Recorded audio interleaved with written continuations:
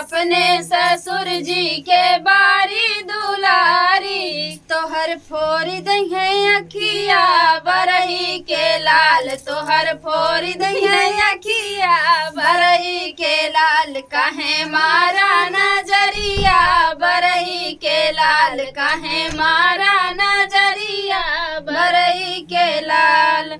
अपने जेठ जी के बारी दुलारी अपने जेठ जी के बारी दुलारी तोहर तोड़ दही मुहावा बरई के लाल तोहर तोड़ दही मुहावा बरई के लाल काहे मारा नजरिया बरई के लाल काहे मारा नजरिया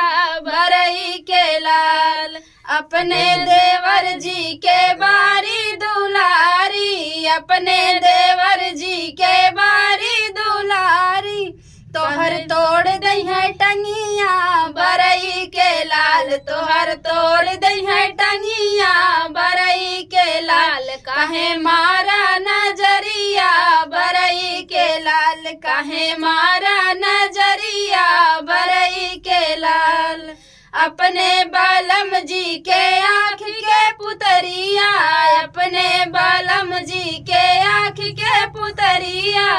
तोहें भेज दही जलिया बरई के लाल तोहें भेज दही जलिया बरई के लाल काहे मारा नजरिया बरई के लाल काहे मारा नजरिया बरई के लाल। तो फ्रेंड, ऐसा गीत आप लोग कैसे लगा कमेंट बॉक्स में बताना। फिर देखिए